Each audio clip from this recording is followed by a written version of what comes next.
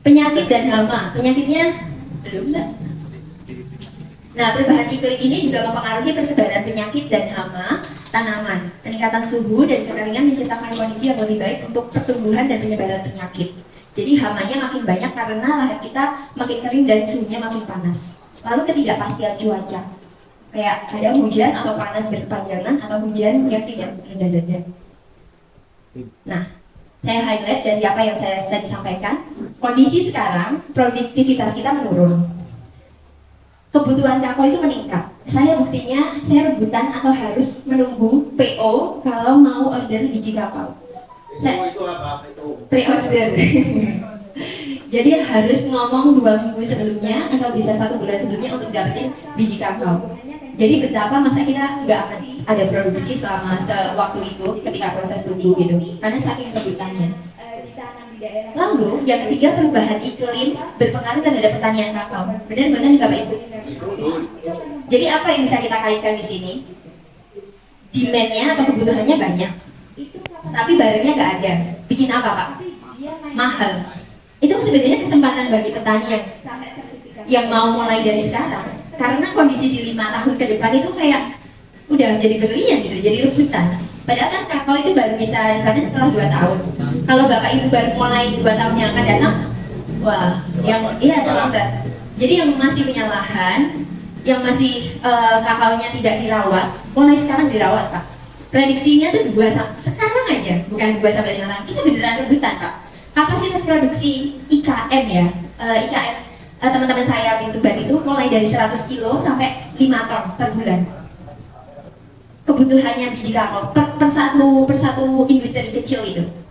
Bayangin, kalau Bapak punya 100 kilo aja udah saya beli aja, saya top gitu. Apalagi Bapak Ibu sekarang di sini nanti akan dilatih dan dikasih materi, harusnya wah ini harus bisa nih naikin. Yang tadinya berapa kilo doang harus nih dinaikin jadi berapa. Dan tidak usah putus asa karena kakao itu kan panennya sepanjang tahun. Beda dengan kopi misalnya yang panen berapa? 2 kali aja ya setahun. Gitu. Dan itu bisa dinaungi sama beberapa komoditas, misalnya di sini ada jambu, ada alpukat, itu bisa ditanam. Jadi kalau kakaonya belum panen kan satu pohonnya bisa jadi berbuah atau enggak setiap bulannya. Bisa panen dari komoditas yang lain. Gitu. Ada gambaran Pak? Demand atau kebutuhannya gede.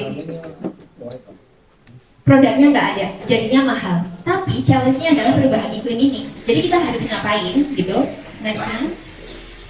Next. Oh, sebelumnya. Nah, fokusnya adalah kita create atau menciptakan biji kakao fermentasi, dan 2, pertanian berkelanjutan. Kenapa pertanian berkelanjutan? Siapa lagi yang mau peduli sama tanah kita ini di Indonesia 20 tahun yang akan datang? 5 tahun yang akan datang aja, setiap tahun itu perubahan iklim bisa naik. Kutub utara itu makin esnya makin meluas. Jadi Bapak Ibu, cucu-cucunya atau cicitnya Bapak Ibu bisa nggak bertahan di dunia ketika setiap tahunnya suhu di dunia, kan bukan di Indonesia aja, suhu di dunia itu terus meningkat. Nah itu sumbangsih para petani bisa banget ternyata. Harus ngapain sih dengan pertanian berkelanjutan? Next.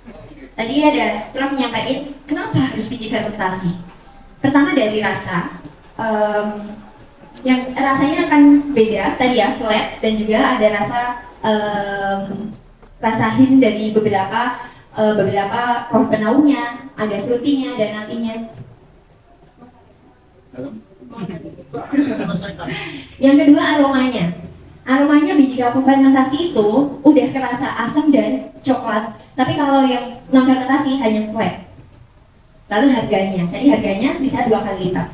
Sekarang biar nggak ngantuk dulu, saya kasih cicip dulu coklatnya. Ini berarti ada berapa? 1, 2, 3, 4. 1, 2, 3, 4, 5. Ini jadi masing 2 meja dapat 1 batang. Iya.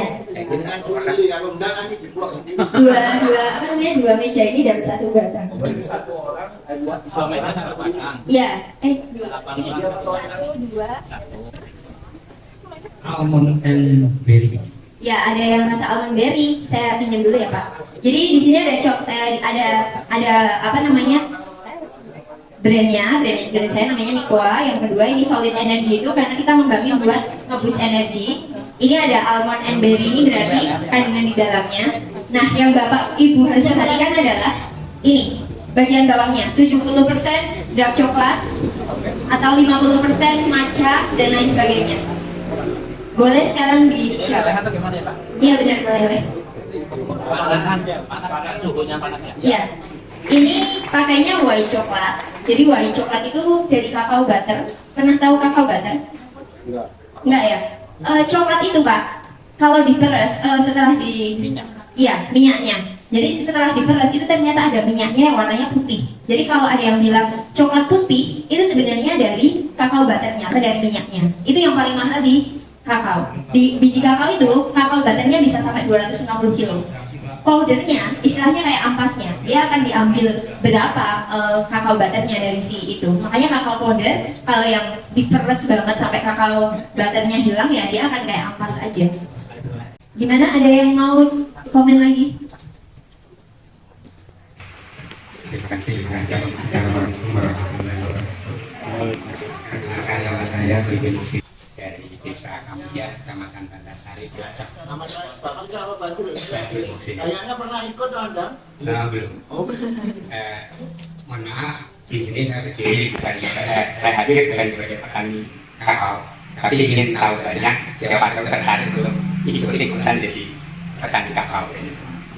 Nah, jadi saya sedikit mengomentari tentang ini nanti juga terkait dengan harga yang tinggi. Kami berharap ketika saya jadi petani kakao akan ambil harga ini mencapai harga yang tertinggi yang tadi disampaikan oleh Ibu atau Mbak ya, itu katanya mencapai 60.000 per kilo, itu dengan syarat fermentasi, sertifikasi organik. Nah, kami untuk mencapai itu kan harus ada tingkatan-tingkatan ya. Dan itu karena keawaman kami, jadi kami butuh pendampingan, bimbingan untuk mencapai sertifikasi, untuk melakukan budidaya organik, dan itu seperti itu. Apakah kami para petani yang sudah ada atau saya yang mungkin baru mau masuk nanti akan dapat menerima fasilitas pendampingan sampai mendapat sertifikat dan membuat fermentasi dengan mendekati sempurna sehingga kami bisa mencapai harga tertinggi. Dan nama kami secara perorangan mungkin kalau dilihat dari harganya ada traceability di sini, itu bisa kami dikenal oleh dunia luar. Tadi saya sampai di sini petaninya tidak terlacak, jadi misalnya terlacak produsennya saja. Biasanya kalau tadi sesuai yang disampaikan dari kota Ciat ini akan tahu siapa yang menanam kakao ini, dan itu kebanggaan tersendiri bagi petani kalau nama terkenal dari sini. Terima kasih. Terima kasih Pak Badul. Luar biasa. Pertanyaannya udah visioner loh Bapak Ibu. Udah langsung tahu gimana untuk tersertifikasi organik. Memang bocorannya sertifikasi organik itu nggak murah dan nggak mudah. Tapi tidak ada salahnya mulai dari sekarang. Itu yang kalau Bapak belum mulai justru adalah momennya sekarang ini. Besok sama Pak Gun akan diajarin tentang organik, pembuatan pupuk organik, lalu pengendalian tanamnya seperti apa, itu nanti akan diajarkan. Namun untuk sampai ke sertifikasi organik, saya pun juga nggak punya uang. Mari kita cari NGO atau CSR yang mau mendanai. Banyak sekali sekarang kementerian, mulai Kementerian Pertanian, dari beberapa kementerian itu fokus untuk ngasih bantuan sertifikasi organik ke para petani, kelompok tani. Jadi kalau Bapak Ibu mulai dari sekarang udah siap-siap, udah tahu bahwa di masa depan itu yang dibutuhin adalah organik. Selain hanya kebutuhan pasar, sebenarnya organik itu membantu untuk memperlambat perubahan iklim yang tadi saya sampaikan. Jadi itu adalah kontribusi Bapak Ibu, nggak lagi pakai pestisida, lalu penanganan hamanya secara organik, dan itu Prof. Sri Mulanto pakarnya. Beliau yang nemuin berbagai macam teknik gimana anu hama tanpa dengan sesuatu yang berbahaya untuk tanaman itu sendiri. Gitu. Jadi mulai dari sekarang justru adalah momentumnya ketika Bapak Ibu udah mulai tertarik organik, karena untuk menjadi sertifikasi organik itu harus ujinya itu, tesnya nggak hanya cuma 3 hari dites, tanahnya nggak ada campuran pestisida, pohonnya nggak ada campuran pestisida, tapi dalam kurun waktu tertentu dan ada evaluasinya terus. Kalau hari ini Bapak Ibu masih pakai pestisida, tahun depan, bukan tahun depan, tapi kayak tahun-tahun ini mau ajuin sertifikasi organik masih harus nunggu, karena kan pestisida bisa jadi masih tertinggal di situ dan lain-lain. Dan yang diorganikan itu tidak hanya dari pupuknya aja, tapi mulai dari macam-macamnya. Nanti biar dijelasin Pak Bun dan Prof yang lebih kapabel di bidang itu. Jangan putus asa, meskipun belum tersertifikasi organik, Pak Bun dan teman-teman sudah mulai menjual dengan 50.000 dan 55.000 hanya dengan syarat fermentasi, bebas jamur, kadar airnya rendah. Itu udah bisa dijual dengan 50 sampai 55.000. Jadi fermentasi nggak harus nunggu bertahun-tahun untuk dapat sertifikasi organik toh. Jadi kayak it's okay. Jaraknya cuma 5.000, tapi teman-teman punya kesempatan yang bisa dilakukan sekarang. Jangan nunggu nanti atau 3 atau 4 tahun yang akan datang. Karena ya semakin Bapak Ibu geraknya nggak gesit, ya udah keduluan yang lain.